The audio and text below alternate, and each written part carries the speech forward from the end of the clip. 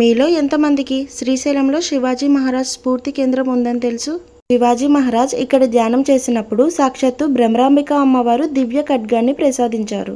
మీరు గనక శ్రీశైలం రావాలి అనుకుంటే ఇక్కడ చూడాల్సిన ప్లేసెస్ లో ఛత్రపతి శివాజీ మహారాజ్ స్ఫూర్తి కేంద్రం తప్పకుండా చూడాలి. దక్షిణ భారతదేశం మీద దండయాత్ర చేయడానికి వచ్చిన మొఘల చక్రవర్తులను మరాఠా రాజైన శివాజీ మహారాజ్ తరిమి కొట్టారు. ఛత్రపతి శివాజీ గారికి శ్రీశైలంకి ఒక ప్రత్యేకమైన అనుబంధం ఉంది. ఇక్కడ ఈ స్ఫూర్తి కేంద్రంలో శివాజీ గారి జీవిత చరిత్రని అందరూ తెలుసుకునేలా ఫైబర్ మెటీరియల్ తో 23 బ్రాక్లలో 3D పిక్స్ మనకు అర్థమయ్యేలా కనపడతాయి. ఈ 3D పిక్స్ కిందనే తెలుగు, హిందీ, ఇంగ్లీష్, కన్నడ లాంగ్వేజెస్ లో జీవిత చరిత్ర గురించి మనకి క్లియర్ గా అర్థమయ్యేలా చిత్రీకరించారు. వీడియో స్కిప్ చేయకుండా లాస్ట్ వరకు చూడండి. మీకు ఈ వీడియో నచ్చినట్లయితే ఒక లైక్ అండ్ సబ్స్క్రైబ్ చేసుకోవడం మర్చిపోకండి. ఛత్రపతి శివాజీ గారి స్ఫూర్తి కేంద్రం. ఛత్రపతి మహారాజ్ 1677లో శ్రీశైలాన్ని సందర్శించిన జ్ఞాపకార్థంగా నిర్మించిన శివాజీ స్ఫూర్తి కేంద్రం. పాతాళగంగ దారిలో ఉన్న ఈ కేంద్రంలో శివాజీ గోపురం, 3D పిక్స్, ధ్యాన మందిరం, సమర్థ సభ మండపం ఉన్నాయి. ఇక్కడ ఎంట్రీ టికెట్ వచ్చేసి 10 రూపీస్. క్యాష్ మాత్రమే అవైలబుల్. ఆన్లైన్ పేమెంట్స్ ఏం ఉండవు. మొత్తం కూడా రాజస్థానీ మెటీరియల్ తో ఉంటుంది. ఇకపోతే ఛత్రపతి శివాజీ గారు శ్రీశైలం ఎప్పుడు వచ్చారో ముందుగా తెలుసుకుందాం. ఛత్రపతి శివాజీ మహారాజ్ 1630లో పుట్టారు. హిందూ సామ్రాజ్య స్థాపన కోసం శివాజీ గారు 16 ఏళ్లు ఉన్నప్పటి నుండే యుద్ధాలు చేయడం మొదలు పెట్టారు. అందులో భాగంగా 1677లో దక్షిణ భారతదేశం నుంచి దండయాత్ర మొదలుపెట్టి ముందుగా శ్రీశైలం చేరుకున్నారు. ముందు నుండే అమ్మవారి భక్తుడైన శివాజీ మహారాజ్ అమ్మవారిని దర్శనం చేసుకున్నాక శ్రీశైలంలోనే 10 రోజుల పాటు బస చేశారు. ఇప్పుడు శ్రీశైలంలో కట్టారు కదా ధ్యాన మందిరం, అదే ప్లేస్ లో శివాజీ మహారాజ్ ధ్యానం చేశారంట. ఆయన సాధనకు మెచ్చిన భ్రమరాంబాదేవి సాక్షాత్కరించి దివ్య ఖడ్గాన్ని శివాజీకి ప్రసాదించారని అందుకు సాక్ష్యంగా ఇప్పటికీ శ్రీశైల ఆలయ ప్రాంగణంలో విగ్రహం కూడా ఉంది. శ్రీశైల ఆలయ ఉత్తర గోపురాన్ని శివాజీ గారు 1677లో శ్రీశైలంకి వచ్చినప్పుడు తన సైన్యంతో నిర్మించారు. రామచంద్ర పంత్ అనే తన మంత్రిని సుమారు 2 ఏళ్ల పాటు శ్రీశైలంలోనే ఉంచి గోపుర నిర్మాణాన్ని పూర్తి చేయించినట్లు చరిత్ర ద్వారా తెలుస్తుంది. శివాజీ గారు ధ్యానం చేసిన ప్లేస్ లో ఇంతకు ముందు ఉన్న టెంపుల్ పడిపోయాక అక్కడే మళ్ళీ కొత్తగా ధ్యాన మందిరాన్ని నిర్మించారు. ఛత్రపతి శివాజీ బస చేసిన ప్రదేశంలో ఛత్రపతి శివాజీ స్ఫూర్తి కేంద్రాన్ని కట్టారు. ఇక్కడ రాజదర్బార్ లో శివాజీ మహారాజ్ తో పాటు తల్లి జిజియాబాయి, తన 2 కొడుకులు సంభాజీ మహారాజ్, రాజారాం ఉండడం మనం చూడొచ్చు. ఇక్కడ మొత్తం శివాజీ గారి 8 మంది మంత్రులను కూడా మనం చూడొచ్చు. ముందుగా చూస్తే జిజియాబాయి అంతరించిపోతున్న మన భారత సంస్కృతిని రక్షించే పుత్రుడిని ప్రసాదించమని పార్వతీ పరమేశ్వర్లను ప్రార్థిస్తున్నారు. పార్వతీ పరమేశ్వరుల ఆశీస్సులతో జిజియాబాయికి 1630 ఫిబ్రవరి 19న ఫాల్గుణ శుద్ధ త్రయోదశి హస్త నక్షత్రం సింహ లగ్నంలో జిజియాబాయికి ఛత్రపతి శివాజీ మహారాజ్ పుట్టారు. ఇక్కడ చూస్తే శివాజీ గారు తోటి మిత్రులను సైన్యంగా తయారు చేసుకొని హిందూ ధర్మాన్ని రక్షిస్తామని ప్రతిజ్ఞ చేస్తున్నారు. శివాజీని తోటి మిత్రులని బాల సైనికులకు బోధనలు చేస్తున్న వీరనారి మాత జిజియాబాయి 1645-46 మధ్యలో శివాజీ తోరణ అనే కోటను తన యువ సైనికులతో జయించారు. యుద్ధం గెలిచిన నాటికి శివాజీ మహారాజ్ కి 16 ఏళ్లు మాత్రమే.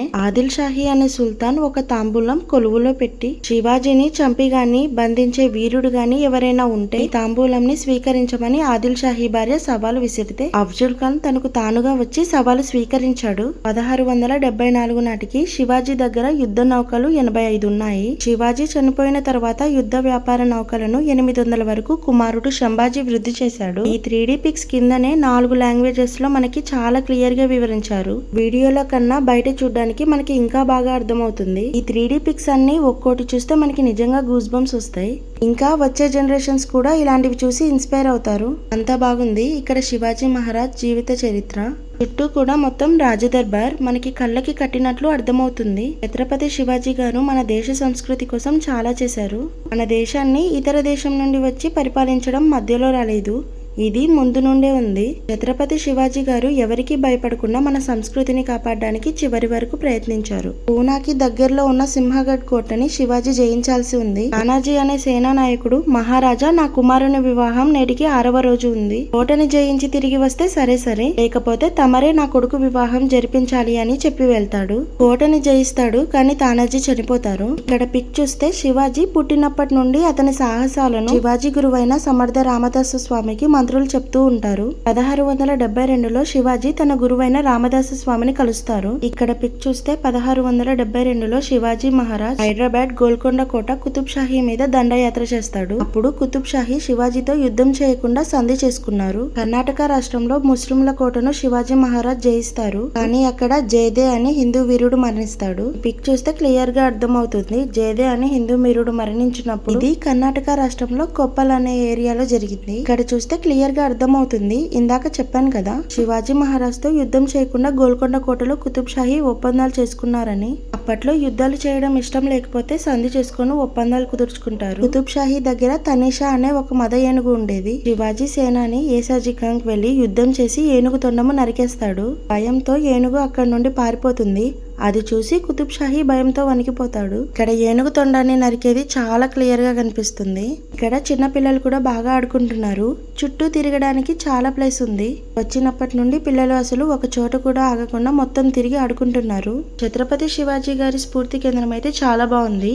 ఇక్కడ 3D పిక్స్ అయితే చాలా హైలైట్. మేము ఈవినింగ్ క్లోజ్ చేసే టైంలో వెళ్ళాము, అందుకే చాలా మంది లేరు. ఇక్కడ ఈ మ్యాప్ చూస్తే మనకి చాలా క్లియర్ గా అర్థమవుతుంది మన దేశంలో అన్ని రాష్ట్రాల నుండి ఎవరెవరు పాలిస్తున్నారు, ఆ రాష్ట్రాల మీద పిక్స్ తో సహా క్లారిటీగా ఉంది. ఇక్కడ చూస్తే ఇంతమంది ఉన్నారా, ఒక్క దేశాన్ని ఇంతమంది పాలించారా అనిపిస్తుంది. అంటే ఒకరు ఇద్దరు కాదు, చాలా మంది మన దేశం కోసం పోరాడి మరణించిన వాళ్ళే అప్పట్లో. అందులో ఒకరో ఇద్దరు మాత్రమే ఇలా అందరినీ పాలిస్తారు. అందులో ఛత్రపతి శివాజీ గారు ఒకరు. నేను స్కూల్లో శివాజీ గారి గురించి చదువుకున్నా, కానీ అప్పుడు ఆడవాళ్ళని గౌరవిస్తారు అని మాత్రమే తెలుసు.